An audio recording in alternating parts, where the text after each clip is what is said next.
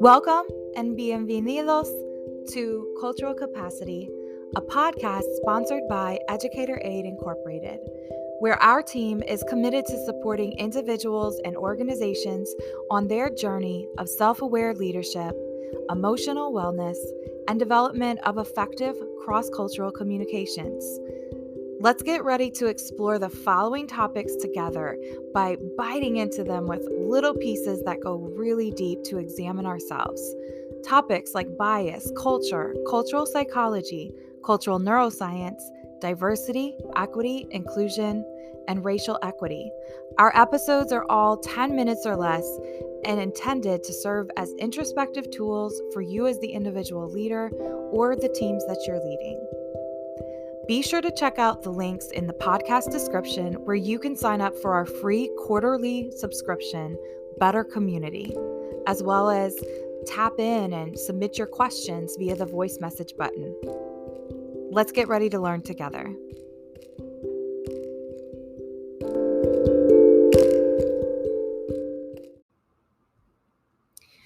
Good morning. Where we find ourselves as I'm recording this is just hours after the most recent shooting in Uvalde, Texas. I don't even know that I'm saying the town name correctly. However, we do know at this point that 19 students and 2 teachers' lives were lost. This is just on the heels of the white supremacy acts of terror against mainly elderly African American people in Buffalo, New York, just about 8 to 10 days ago in the United States. And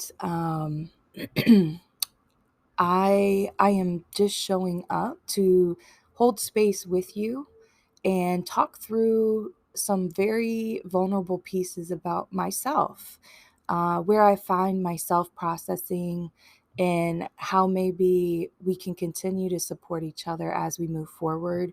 One thing I do want to say very, very clearly is that we cannot reform a system that was never working in the first place, that was never intended to serve all people. And so I do say this with urgency in my heart, in the tone of my voice, as it's about 5:30 a.m. where I am located currently in the greater Chicago area, that we can no longer pretend to be playing a game of prioritizing standardized test scores, which, by the way, has been a proven methodology that is racist and biased and discriminatory, and in fact was created during war times to track people and understand who could be recruited for military purposes. So a little quick history lesson on the history of standardized testing and how it infiltrates our public school systems today. So I say that from the bottom of my heart as a person who has been in K-12 education since I was 21 years old, now going on about 18 years in the space. And I have seen shifts and changes. I have seen so many in our profession specifically, speaking to. So if you are listening, we try to encompass many sectors typically.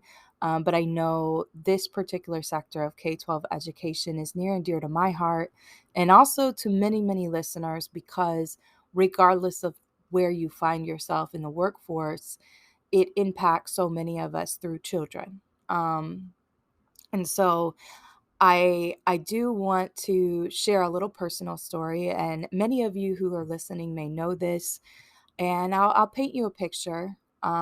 It was a Saturday morning, February 9th would have been the date, in 2008, and I was waking up early, actually going to be attending the viewing of one of the fathers of my students who had passed tragically at a very young age in his 30s. And I was up early because I was actually going to the viewing for one of my second grade students' fathers. And at around 6 a.m., I received a call from one of my coworkers. And he said, Gonzalez, you might want to turn on the news. And I turn on the news, and I immediately fell to the wood floor in my apartment because one of my students had been shot and killed. An 8-year-old life had been lost. And so when I am experiencing and feeling the same emotions that so many of you listening right now are feeling within yourselves, and it's a mix of rage and sorrow and grief, frustration, um, to see the fact that in the United States, we are now facing 27 different mass shootings in the course of one school year. Not all of them school based, is my understanding.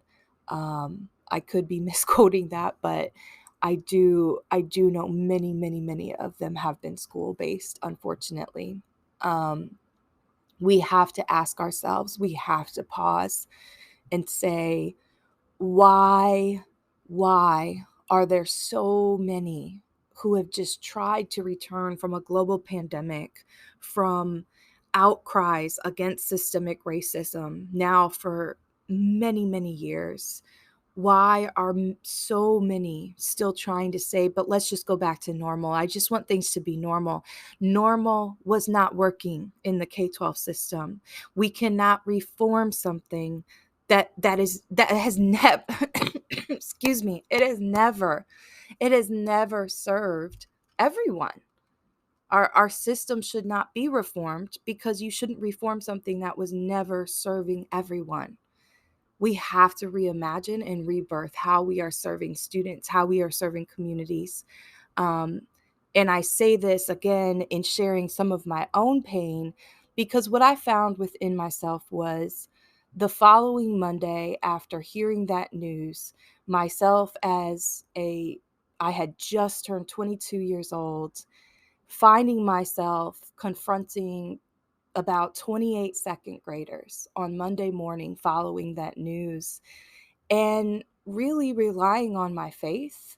Um, not feeling, I did feel as though I had support directly from my principal, thank God. She is one of the many reasons that I actually stayed in education beyond that first year, because I had a principal who did care about me, Miss Doris Thompson. Um, excuse me. And I have always adhered ever since that time period in my life that that is the type of educator I want to be. I know I have failed many times at that over the years. I know that I make mistakes on the daily. Um, but I think one thing is very certain, and one thing I do know intimately well, and perhaps even when I did not have the tools in my own toolbox to understand, Justine, it's not normal to be waking up at all hours of the night in sweats, cold sweats, and waking up and crying, and waking up fearful that I'm going to hear of another situation where a loved one has been lost, specifically a child. Not knowing that throughout my 20s, that's PTSD. That's not normal. Um, and I say that because in my work now, and I am honored to get to support schools, mainly through work around culture, and really trying to make inroads for how we honor people's emotions, how they come to the workplace, how we create environmental conditions that are conducive for not only children but for the adults to thrive as well in a K-12 school community, in nonprofit organizations, and yes, also in the businesses that I support. So that passion comes from that place of myself, um, often feeling very alone. Um, and at the same token, knowing that in my mind, I felt I had to be strong. I had to be there in a way for my students that, a lot of times school systems are not providing space for. And perhaps it was because I didn't know anything else to do that day, but we read a picture book and we laughed laughed and we hugged and we had fun in the classroom. It was not back to business as usual.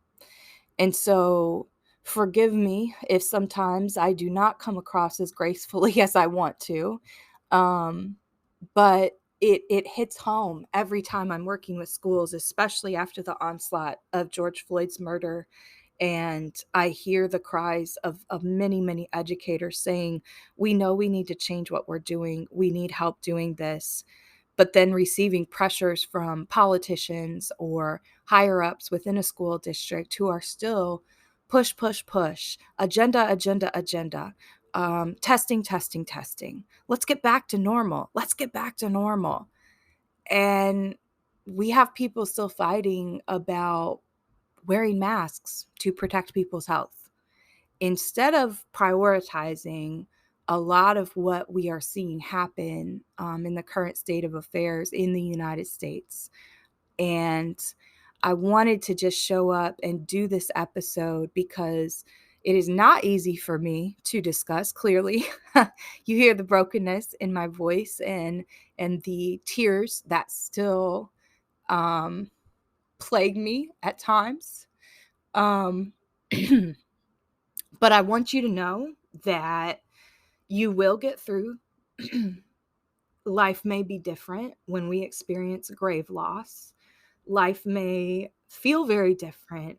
And perhaps in the urgency of the culture that is American at this time, we have to intentionally stop ourselves and say, why do I want to skip over and not talk about these things? Why do I not want to address this? Why do I not want to hold space with my team? And so the first resource I want to provide to you all is this. We do have an exclusive line now for Educator Aide Incorporated, and that number is linked in the show notes. It is 773-867-5145. And I encourage you that if you find yourself, I do not care if you're a teacher, principal, superintendent, school board member, a parent, I don't I don't care who you are, where you work, but if you are struggling and you're saying, I just need to know somebody's there that listens, then just text us the word grief to that number and we will do our best to be responsive and really just hold space for you. Knowing that when you do that, we do ask your permission to actually connect with you via text. So please don't be alarmed. The first message you'll receive is an auto response, just clarifying, hey, you've agreed to want to be texting with us. So that'll be the first thing. But then that gives the opportunity for myself or one of our team members to respond to you. One of the things that I'm incredibly grateful for as we continue to grow as an organization and evolve in how we continue to support not only educators, but people in the workforce who are saying, we have to get this culture right in our workplace, and we have to really start to learn how to care about each other and not just make our conversations about a score or the bottom line or the budget. We have to be human together. And I am grateful that I have incredible teammates that I get to work with, whether that is in strategic partnerships, the client practitioner relationships I have with many organizations, and then specifically also my sister, who also happens to be the creative director for Educator Aide Incorporated. Kara Gonzalez Howard, she served as a nurse for nearly 20 years, as well as a nurse educator, has multiple certifications in trauma as well as suicide and prevention and some other details. So she is really an invaluable asset, not only because she's my sister, but um, because she really holds knowledge and expertise for holding space for others and processing through situations, difficult situations with others. I myself, of course, sharing pieces of one story in my career that involved a lot of grief and then the after effects of that. Um, I I also have unfortunately been faced with many situations of having schools that I was leading in lockdown and elements like that, which really do not make me special, unfortunately, because unfortunately, meaning because I know many, many, many other people who have done the same thing as teachers and principals. So the unfortunate portion of what I'm saying is that many of us in K-12 education have become adept at managing very, very high levels of stress, and being in situations that really challenge us to our core, that give us pause to question everything that we're doing. And sometimes that is needed and necessary.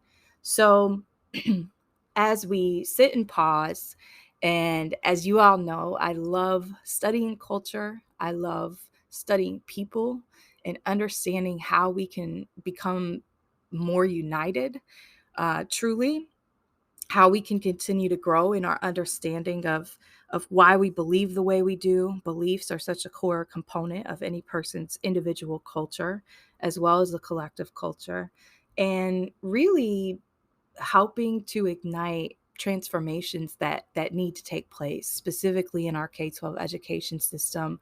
If you know me very well, you know that that is part of my calling in life.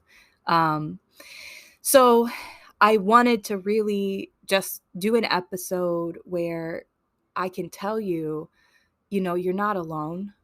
If you feel like you have woken up on today feeling distraught and feeling like nobody understands perhaps what you're going through, I assure you that there are people who do, and that there is help. So the other thing I want to offer, outside of if you feel led or you would like to reach out to our team, like I said, the numbers in the show notes. The other thing I want to offer up is we will be coming out in the future with some other ways for you to hold space with your teams. Um, and the other thing I would like for you to do is to consider how you've stopped throughout this year, this school year in particular. Perhaps you're listening and you have children who are in school. Maybe you don't work in schools, but you have children in school. How have you processed this with children in your life and in your world? And I know I'm not giving you a tangible strategy because you know your children better than anyone. But I would encourage you today to take action with checking in with your children. Um, Principals, when you're checking in with teachers, I need you to ask how they're doing. Teachers, when you're checking in with your students or you're getting ready to teach that lesson, I need you to check in and say, how are you? I need you to provide space that can happen. And if you don't have any clue how to do that or where to start, that's okay. You're not alone. That's why I'm offering up our number. I'm offering up resources. We have numerous resources on our website as well for working through distress, for better communication. We will continue to be coming out and developing these based on what you all tell us you need. Um, and I really want to hit home that message of holding space.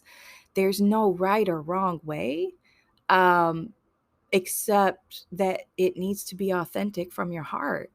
So if you're finding yourself struggling to even pause for yourself, I really am imploring you at this very moment that we find ourselves to ask yourself why. Why are you struggling to slow down? Why are you struggling to not pause and consider the power of processing your emotions, being with your emotions? So I do want to end out this episode, and you'll hear this go into an ad before the outro of the podcast. But I do want to play. This is a choir called the King Singers, and I want to close this out with a song. I think music is a very, very powerful way to unite us, to share a moment. And sometimes in that moment, the world can stand still. So when you think about being at a concert or a festival moment or sharing a meal with someone, these are all aspects of culture. These are all part of our fabric, and we all have these different symbolic traditions, perhaps within our own families, perhaps within our ethnic lineages, etc. But one thing I have found is that I was always playing music in my classroom when I taught, and music has been such a powerful part of my own story and my own life. And music has this ability to really flatten everything for a moment, where people are not sitting there comparing themselves to others. You're not thinking about what you have next to do on your to-do list. You're just there knowing, even if it's just me who's sitting here with you, that in that moment, we both shared that sentiment together in whatever arose within us in response to that meal or that song or that performance. And I think all of us can probably pinpoint, how different music can bring up different emotions within us. And so I want to close out. This is actually one of my all-time favorite songs from Billy Joel. And it has millions of views on YouTube, so you can check them out. But they are called the King Singers.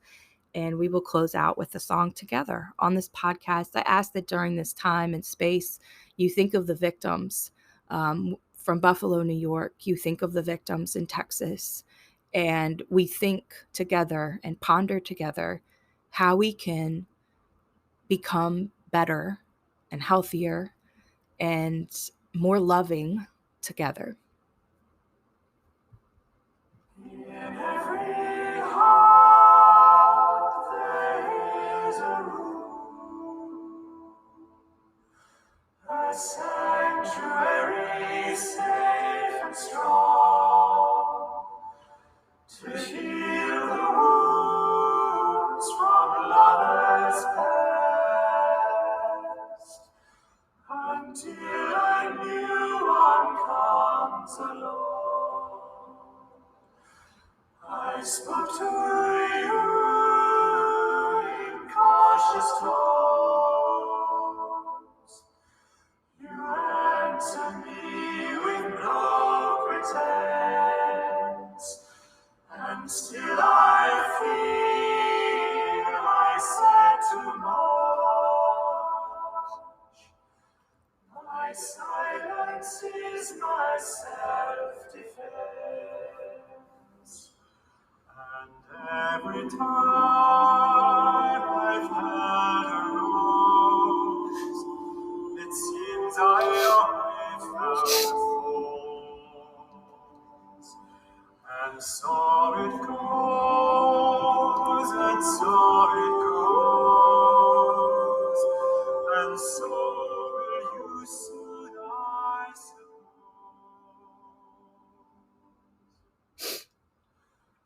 But if my silence made you leave, then that would be my worst mistake. So I will share this room with you, and you can have this heart to break. And this is why my eyes are closed. It's just as well for all I've seen. And so it goes, and so it goes. And you're the only one who knows.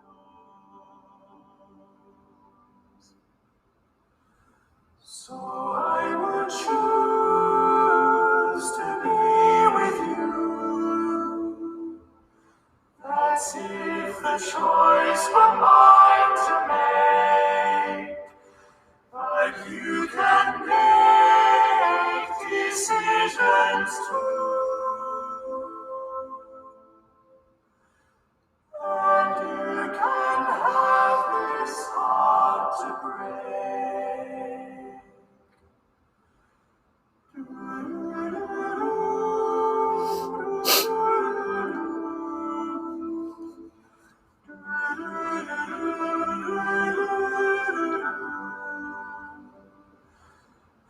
so it goes, and so it goes. And you're the only one who knows.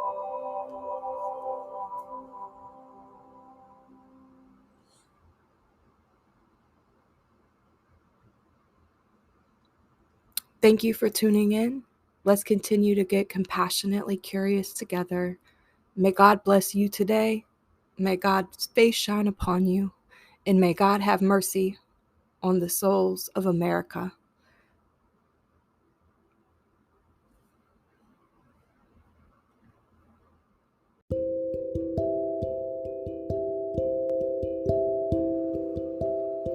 Thank you so much for showing up for yourself today and tuning in to this episode of the Cultural Capacity Podcast. We're glad you're here. If you found value in this episode, be sure to share out with your social networks. Hit the subscribe button and leave us a review on Apple.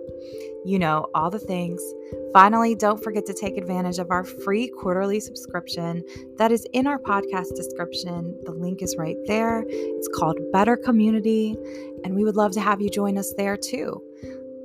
Until next time, take care.